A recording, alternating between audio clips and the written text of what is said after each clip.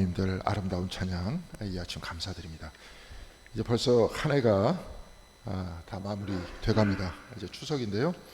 곡식이 무르익어 사람들을 이롭게 하고 이 자연을 새롭게 하는 계절이 왔습니다. 이와 같이 우리 신앙도 더 아름답게 연결어서 여러분들 모두 주님과 가까워지시기를 바라겠습니다. 더도 말고 덜도 말고 한가위만 같아라. 어르신들이 이런 말씀을 하셨죠. 한 해의 농사를 끝냈으니 마음도 평안하고 가족들이 한 곳에 모여서 한 해의 결실을 축하하니 마음도 한없이 넉넉해졌을 겁니다. 과거 우리나라를 지탱하던 산업의 중심이 농업이었기 때문에 이런 어르신들의 말씀을 우리는 그냥 단지 기억하고 있을 따름입니다. 서울에 살고 있는 많은 분들의 고향은 이곳이 아니라 지방이기 때문에 설날과 추석이 되면 우리나라에선 대규모의 인구 이동이 시작됩니다. 그리고 태어난 바로 그 자리에 가서 자신이 누구인지 그 정체성을 확인하죠. 그래서 종교학자들은 추석이나 설날을 하나의 종교 행사다 이렇게 이야기합니다. 이런 일을 순례 여행이라고 하는데요. 우리 기독교인인 경우 이스라엘의 성지 순례를 다녀오면 기독교인의 정체성이 재정립되는 것을 경험하죠. 예수께서 십자가를 지고 올라가셨다는 길이나 그 골고다에 가보면 아마도 북받쳐 오르는 감정을 참을 수 없을 겁니다. 성지순례를 다녀오셨던 한 분의 이야기를 들었는데요. 예수님께서 40일 동안 금식을 하셨다고 하는 유대 광야에서 야영을 하는데 자기도 모르게 텐트에서 나와서 그 광야에서 눈물을 흘리면서 기도하게 됐다 이렇게 말씀하셨습니다. 그 순간 내가 왜 그곳에 가서 그랬는지 그 이유도 지금도 잘 모르겠다 이렇게 말씀하셨습니다. 이런 북받친 감정과 행동은 분명히 자신이 기독교인이다 하는 증거일 겁니다. 이렇게 보면 가족이 모이는 것을 순례라고 하는데 그 어떤 신앙적인 감정보다 내가 가족의 일원이고 가족과 같이 모이면 더 편안하다 하는 느낌이 들죠. 그런데 너무나도 편안하다 보니까 때로는 상처 주는 말을 서로 하기도 합니다. 잘 아시겠지만 젊은 사람들에게 직장을 묻거나 결혼에 대해서 묻거나 아이를 낳는 문제와 같은 것은 추석 때 묻지 말라 이렇게 이야기하죠. 이런 것들을 물으면 일단 답하기가 곤란할 뿐더러 문제 없다 생각해서 답한다 해도 때로 좋은 대답을 듣기가 힘들기 때문에 그렇습니다. 사람들이 잘하는 것은 비교하는 일입니다. 직장도 비교하고 결혼도 비교하고 아이도 비교하는데 말하는 사람은 잘 모르겠지만 이 듣는 사람은 대단히 곤혹스럽습니다. 이렇게 비교하는 것을 하지 말라고 하는 것은 가족이 하나 되는 기쁨에 금이 가기 때문에 그렇습니다. 가족을 벗어난 사회는 비교하는 것으로 이루어져 있죠. 우선 내년도 대선을 치를 후보들을 검증하니까 각 정당에서는 후보들이 나와서 나를 뽑아달라 그렇게 말합니다. 이들에 대해 검증하면서 과거의 발언이나 정책에 대해서 서로 비교하고 비교당하는 겁니다. 그래서 정치를 하기 위해서는 배포가 커야 된다고 하죠. 웬만한 공격에도 끄떡도 하지 않는 그 힘이 있어야 할 수 있는 겁니다. 회사에서는 각 사람에게 업무 평가를 하는 것도 일종의 비교하는 것이고 학교에 다니면서 얻은 성적표가 있는데 거기에는 석차가 항상 있죠.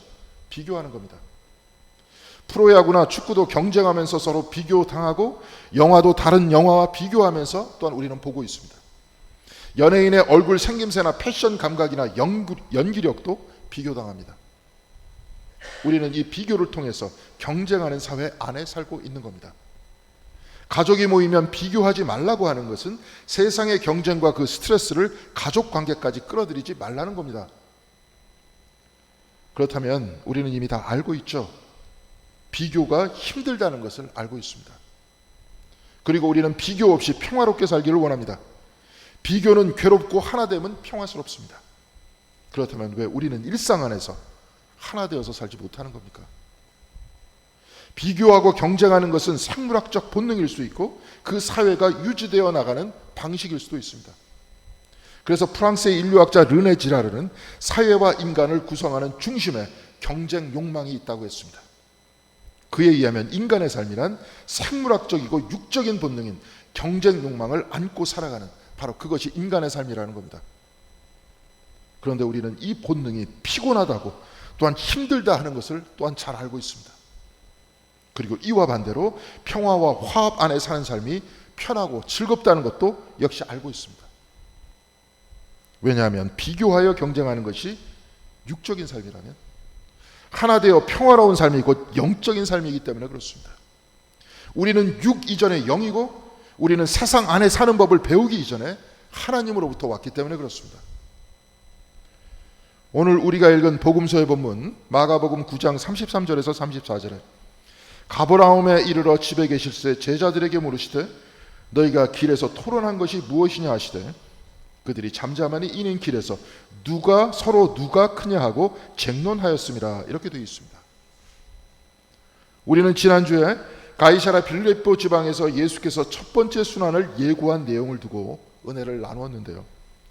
이에 베드로는 항변하면서 이 일이 결코 죽게 미치지 아니하리라 이렇게 했었죠. 이때 예수께서는 사탄아 내 등 뒤로 물러나라고 그렇게 말씀하셨습니다. 그리고 또한 이렇게 말씀하셨습니다. 내가 하나님의 일은 생각하지 아니하고 도리어 사람의 일을 생각하는도다.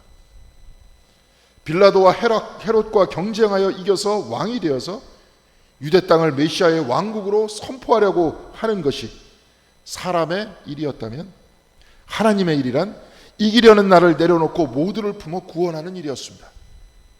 사람의 일이란 비교 우위에 선 내가 황금 면류관을 쓰고 왕자 위에서 사람들 위에서 호령하고 이들을 정죄하여서 꼼짝 못하게 하는 것이지만 하나님의 일이란 십자가 위에서 가시관을 쓰고 기도하면서 용서하는 일이었습니다.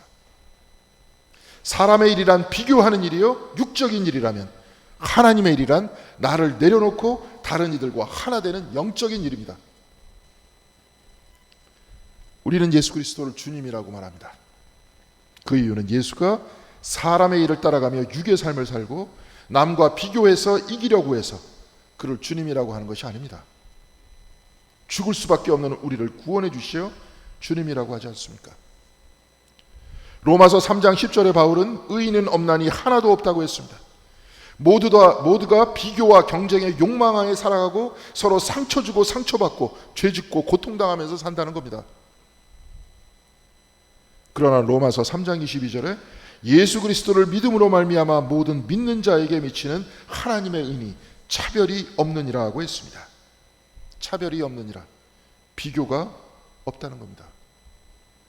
예수 안에서는 유대인이나 이방인이나 살아있는 자나 죽은 자나 죄인이나 고통받는 자나 차별과 비교 없이 모두 다 하나님의 자녀가 된다는 것 아니겠습니까? 예수께서는 유대인들에게 고발당하며 십자가에 못 박히시면서도 이들을 용서하셨습니다. 유대인들을 품어 안으셨고 십자가에 못 박은 이방 사람인 로마 군인을 용서하시면서 이방인들을 용서하셨습니다. 그 위에 죽으셔서 죽은 자들과 하나 되시어 예수를 모르고 죽은 자들까지도 품으셨습니다. 비교하여 우위에 서려 한 것이 아니라 내려놓고 모두를 품어 안으셨습니다. 그래서 이 일이 하나님의 일인 겁니다. 예수의 제자가 된다는 것은 예수의 뒤를 따라 하나님의 일을 하려고 하는 사람입니다. 비교하고 나뉘고 갈라지는 이 사람의 일, 그 육의 일을 버리고 예수를 따라서 내려놓고 사랑하고 화해하고 평화 안에 사는 영적인 삶이 곧 하나님의 일인 겁니다. 이 삶은 인간의 생물학적 본능을 거스르는 일입니다. 육을 거슬러 영에 사는 겁니다. 그래서 바로 이 길이 십자가의 길인 겁니다. 내 본능을 거스르는 일이기 때문에 그렇습니다. 이렇게 가르치셨음에도 불구하고 제자들은 여전히 누가 높으냐 서로 비교하였을 때 예수께서는 오늘 본문을 통해서 이렇게 말씀하셨습니다.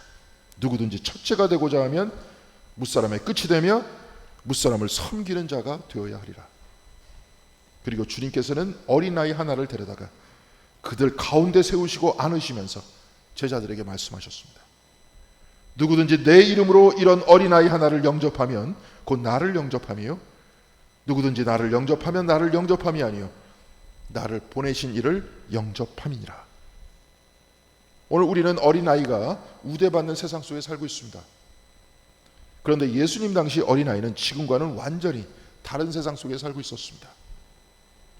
당시 어린아이들은 덜 자란 어른으로 천하게 취급을 받았던 그런 시대였습니다. 지금도 제3세계의 어린이들은 학교에 가지 못하고 노동 현장에서 벽돌을 나르고 축구공을 만들고 심지어는 전쟁에도 투입되고 있습니다. 이들은 어른들과 비교해서 힘도 없고 작업 속도도 느리기 때문에 일하는 곳에서 어른들과 비교당하면서 천대를 받고 있는데요. 예수님 당시에도 어린아이들은 이런 위치에서 천대를 받고 있었습니다. 미국의 신학자 캐롤라인 루이스에 의하면 오늘 이 말씀은 예수의 두 번째 순환 예고라고 했습니다.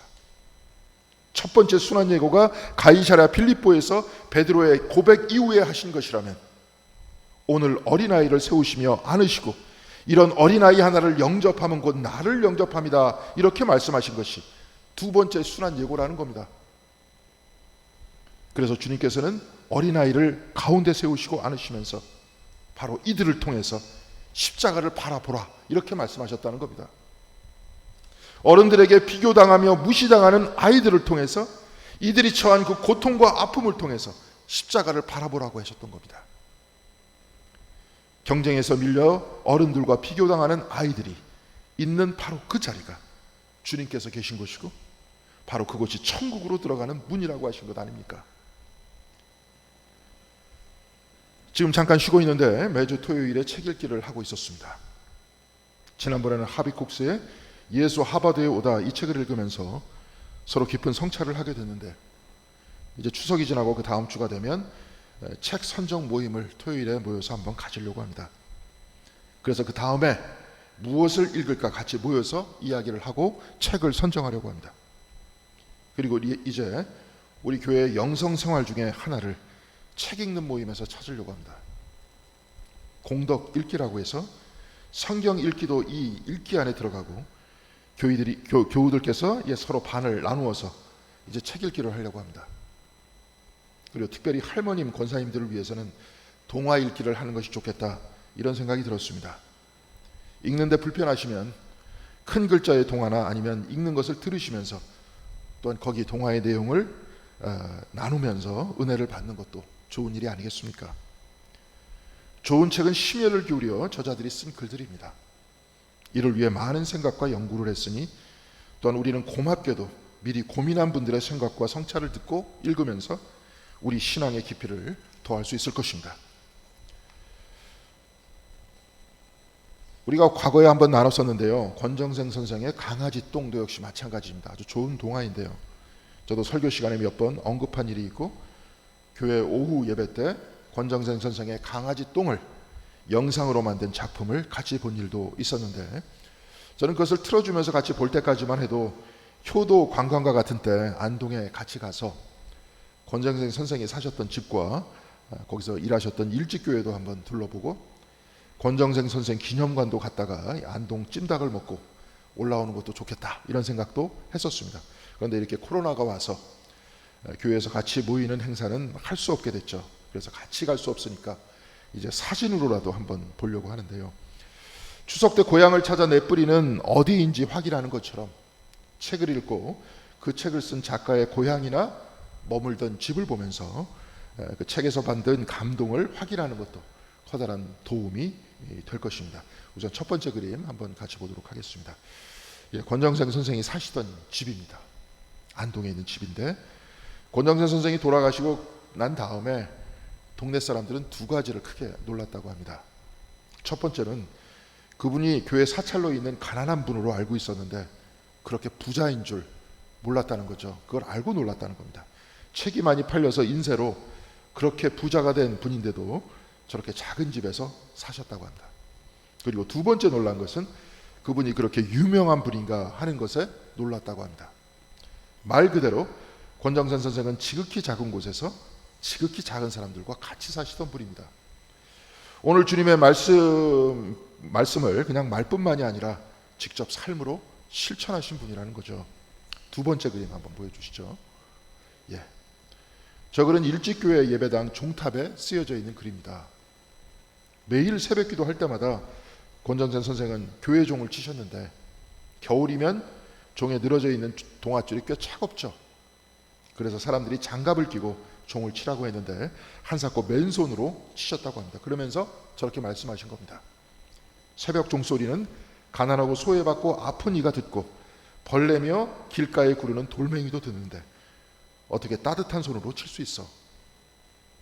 새벽 종을 치는 그 순간 권정생 선생에게는 하나의 영성훈련의 시간이었던 겁니다. 자, 다음 그림 보여주시죠. 저 모습은 살아계셨을 때의 모습인데 아까 그 작은 집의 내부의 모습입니다. 방 안에 책으로 가득 차 있고 앉아서 글 쓰고 누워서 자면 거기가 전부인 그런 방입니다. 자, 그 다음 그림입니다. 저 좁은 곳에서 생활하셨다는 겁니다. 정말 한 사람이 누울 만큼의 작은 공간이죠. 저기서 사시면서 우리가 아는 강아지 똥과 몽실 언니, 한티제 하늘 이런 글들을 쓰셨던 겁니다. 우리 주님의 말씀과 같이 지극히 작은 자가 있는 곳입니다. 마을 사람들이 놀랐듯이 돈 많고 유명하신 분이었는데 죽은 바로 그 순간까지도 저 좁은 공간을 떠나지 않으셨던 겁니다. 저렇게 좁았지만 사실 그분의 마음은 굉장히 넓으셨던 거죠. 자, 다음 그림 보겠습니다. 다시 생가인데요. 그 집 앞에 여러분들 쭉 밑으로 내려가 보시면 작은 지붕이 있죠, 그렇죠? 돌이 얹어 있는 밑으로 쭉 올라오시면 빨간 지붕에 집이 있는데 이게 개집입니다. 이 집을 이제 돌로 지붕에 얹어 놓았는데요. 저기서 흰둥이를 키웠는데 마당에 흰둥이가 똥을 싸 나왔다는 겁니다. 저기서 나온 얘기입니다. 치워야 하는데 그냥 그대로 내버려 두었다고 합니다. 그러다가 장마가 돼서 며칠 동안 비가 내렸는데 강아지 똥은 사라지고 그곳에서 민들레가 피어나는 것을 저 작은 집 처마 밑에서 보셨다는 겁니다. 그래서 바로 저거구나 하고 눈물을 흘리면서 하루 만에 써내려간 책이 강아지 똥입니다. 제가 먼저 교회에 있을 때 교인들과 함께 김호석이란 화가의 그림을 보러 갔다가 그분의 해설을 들은 일이 있었는데요. 그분이 하시는 말씀이 무엇인가 앞에 있으면 나는 그것을 하늘이 보내주신 계시라고 여긴다. 그렇게 얘기했습니다. 이것은 우리와 같은 그 사람들과는 좀 다른 예술가들, 특별히 그림을 그리시는 분들이 가지고 있는 영적인 감수성인 것 같습니다. 마찬가지로 권정선 선생에게 있어서도 강아지 똥이 있었던 그 자리에 민들레꽃을 피는 것은 바로 하나님께서 그분에게 주신 계시였고 이를 글로 옮긴 것이 동화책 강아지 똥이었던 겁니다. 강아지 똥의 내용 중에 산의 밭 위에 있는 흙이 강아지 똥 앞에 떨어져 있었는데요. 그 흙 앞으로 달구지가 지나가려고 했습니다. 그 흙은 이제 꼼짝없이 죽었다고 생각하면서 저런 말을 한번 남겼는데요. 이것도 영상에 제가 편집해 놨습니다. 한번 비춰주시죠. 자세히 보이십니까? 흙덩이가 먼저 말합니다. 강아지 똥아, 난 그만 죽는다. 부디 너는 나쁜 짓 하지 말고 착하게 살아라. 이렇게 말했죠. 그때 강아지 똥은 대답합니다. 나 같은 더러운 게 어떻게 착하게 살 수 있겠니? 이때 흙덩이가 대답합니다. 아니야, 하나님은 쓸데없는 것은 하나도 만들지 않으셨어. 너도 꼭 무언가에 귀하게 쓰일 거야. 우리는 경쟁하여서 높은 곳만 바라보지만 주님께서는 지극히 어린아이 한 명을 제자 가운데 세우시면서 안으시고 지극히 작은 자에게 한 것이 바로 나에게 한 것이라고 했습니다. 지극히 작은 그 이름 모를 아이는 귀하게 쓰임을 받았습니다. 그 아이를 통해서 우리는 주님 계신 곳은 비교하고 경쟁하는 어른의 자리가 아니라 오히려 비교당하는 아이의 자리에 바로 그곳에 주님이 계시고 로마의 황제가 있는 궁궐에 주님이 계신 것이 아니라 골고다 십자가 위에 주님이 계시다는 것을 우리는 알게 됐습니다. 흙덩이가 하나님은 쓸데없는 것은 하나도 만들지 않으셨어. 너도 꼭 무엇인가 귀하게 쓰일 거야. 이렇게 말했습니다. 주님께서는 잃은 양 한 마리를 찾아 산을 헤매시는 목자가 바로 당신이라고 하셨고 하늘을 나는 새도 땅의 들풀도 쓸데없는 것은 단 하나도 만들지 않으셨다고 했습니다. 그러니 강아지 똥까지도 민들레를 피워내기 위해 귀하게 쓰임을 받는 하나님의 소중한 피조물이라는 것 아니겠습니까? 오늘 야고보서에 기록되어 있는 말씀에서는 하늘의 지혜와 땅의 지혜에 관해서 말씀하고 있습니다. 야고보서 3장 15절에서 16절까지는 이렇게 말씀하고 있습니다. 이러한 지혜는 위로부터 내려온 것이 아니요 땅 위의 것이요 정역의 것이요 귀신의 것이니 시기와 다툼이 있는 곳에는 혼란과 모든 악한 일이 있습니다. 땅 위의 지혜는 정역의 것이라고 했습니다. 곧 육의 것이라는 겁니다. 비교하는 것입니다. 그래서 여기에는 시기와 다툼과 혼란과 악한 일이 있습니다. 그러나 17절에는 하늘의 지혜가 있다고 했는데 이는 첫째 성결하고 다음에 화평하고 관용하고 양순하며 긍휼과 선한 열매가 가득하고 편견과 거짓이 없다라고 하면서 18절에는 화평하게 하는 자들은 화평으로 심어 의의 열매를 거두느니라 이렇게 말씀하고 있습니다. 땅의 지혜가 비교하는 지혜라면 하늘의 지혜는 하나로 품어 안는 지혜입니다. 땅의 지혜가 육의 지혜라면 하늘의 지혜는 영적인 지혜입니다. 영적의 지혜는 화평이요 관용이요 양순이요 점잖은 것이요 긍휼과 정직함이라고 했습니다. 사랑하는 성도 여러분, 우리는 하나님의 일을 생각하기 위해서 이 자리에 나왔습니다. 그래서 예수의 뒤를 따라 하늘의 지혜, 영적인 지혜의 사람이 되기 위해서 이 자리에 나와서 신앙생활하고 있는 겁니다. 하나님께서는 쓸데없는 것 하나 만들지 않으셨습니다. 비교하는 육적인 눈으로는 지극히 작은 것은 그저 하찮고 천해 보이지만 하늘의 지혜를 가진 영적인 눈으로 보면 이 세상 그 어느 것도 다 소중하고 귀한 것 아니겠습니까? 권정근 선생이 쓴 우리들의 하나님이라는 수필집안에 십자가 대신 똥찜을 이라는 글이 있습니다. 이 안에는 노란 딱새 한 마리의 이야기가 있는데요, 제가 한번 읽어드리도록 하겠습니다. 우리 집 헛간에는 지금 지난 봄에 둥우리를 짓고 알을 품던 노란 딱새가 알을 깨지 못한 채 사라지고 빈 둥우리만 남아있다. 알이 모두 3개였는데 2개는 없어지고 1개만 남았다. 나는 딱새가 다시 돌아와 알을 품어주기만 기다렸는데 끝내 돌아오지 않은 것이다. 딱새는 어디선가 농약에 중독된 벌레를 잡아먹고 죽어버린 모양이다. 새끼를 깨지 못한 둥우리를 보니 시로라기 같은 풀줄기를 물어다 촘촘하게 틀어 만든 둥우리가 사람의 솜씨라고는 도저히 만들 수 없을 만큼 아름답다. 풍요로운 삶이란 이런 새 한 마리까지 함께 이웃하며 살아가는 것이지, 인간들끼리 먹고 마시며 즐기는 건 더럽고 부끄러운 삶이다. 일찍교회 종탑 밑에 권정선 선생의 글이 써 있다고 했죠. 새벽 종소리는 가난하고 소외받고 아픈 이가 듣고 벌레며 길가에 구르는 돌멩이도 듣는데 어떻게 따뜻한 손으로 칠 수 있냐고. 지극히 작은 딱새 한 마리를 소중히 여겨갔던 그 권정생 선생은 영적인 사람이고 하늘의 지혜를 품고 살아간 그런 분 아니겠습니까? 마지막으로 그분은 이렇게 말했습니다. 말씀이 육신이 되어 이 세상에 오신 예수께서는 추상적이며 관념에 머문 신학을 가르치지 않으셨다. 입으로 설교하는 목회자가 아니라 몸으로 살아가는 목회자가 있어야 한다. 밭을 갈고 씨 뿌리는 김매고 또한 똥찜을 지는 농군이 바로 이 땅의 목회자다. 십자가 대신 똥찜을 지면서 농부와 같이 말로만 하는 것이 아니라 농부와 같이 실천하는 그 사람이 목회자가 되어야 한다는 겁니다. 신앙이란 말에 있지 않고 삶에 있습니다. 영적인 사람이란 입으로만 화해, 화합, 긍휼에 관해서 말하는 사람이 아니고 이 삶을 살아가는 사람이라는 겁니다.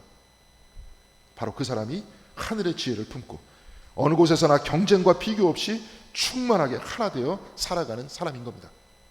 사랑하는 성도 여러분, 우리가 육을 입은 이상 이 비교와 경쟁의 삶은 매일의 우리들이 가지고 있는 매일의 일상입니다. 바로 비교하는 욕망과 유혹을 이겨내는 것이 바로 저와 여러분이 지고 가야 할 십자가인 겁니다. 가족과 교회를 위해 이웃과 공동체와 함께 살아가며 똥찜도 마자 않고 짊어질 수 있는 그 겸손이 예수의 뒤를 따라 하늘의 지혜를 품고 사는 영적인 사람의 삶인 것입니다. 사랑하는 성도 여러분, 이번 추석 만나는 모든 사람들을 축복해 주시기 바랍니다. 이번 추석과 우리의 삶이 경쟁하고 비교하는 삶보다도 품어주고 격려해주는 그런 삶이 되기를 바랍니다. 하나님께서는 쓸데없는 것 하나 만들지 않으셨습니다. 저와 여러분은 모두 다 하나님의 뜻을 이루기 위해서 없어서는 안 되는 사람들인 겁니다. 사랑하는 성도 여러분, 이번 추석에 작은 꽃들과 풀벌레까지도 사랑의 눈으로 바라보시면서 세상 모두의 평안과 기쁨을 위해서 기도하시고 이 하나 되는 영적인 삶, 하늘의 지혜를 가지고 살아가시는 저와 여러분들이 다 되시기를 주님의 이름으로 간절히 기원드리겠습니다. 기도하시겠습니다. 사랑과 은혜가 충만하신 하나님, 이 어려운 코로나 시기에도 또한 우리에게 시간을 주시고 또한 때를 주셔서 이 추석의 때를 맞이할 수 있도록 도와주시는 애 감사드립니다. 지극히 작은 자를 소중하게 여기어서 가장 높은 하늘에서 가장 낮은 십자가로 내려오신 주님을 본받아 우리도 그 길을 따라갈 수 있도록 인도하여 주시옵시고, 바로 그곳에서 지극히 작은 것 하나하나 안에서도 하나님의 섭리와 하나님의 뜻과 하나님의 사랑을 발견할 수 있는 저희들 될 수 있도록 인도하여 주시옵시고, 또한 그 삶을 말로만 말하는 것이 아니라 우리의 두 발과 두 손으로 실천하며 살아갈 수 있는 한 분 한 분 다 될 수 있도록 주께서 은혜 내려 주시옵소서. 모두를 위해 축복하고 모두를 위해 기도하는 우리들의 넓은 영적 생활이 될 수 있도록 인도하여 주시어서 이 세상을 살아나가는 동안 적이 없고 미워하는 사람이 없고 모두 다 사랑하는 사람뿐이라는 정말로 천국의 삶을 살아나갈 수 있는 저희들 될 수 있도록 복 내려 주시옵소서. 주께서 항상 같이 해 주실 것을 바라오며 주 예수 그리스도 이름으로 기도드렸습니다. 아멘.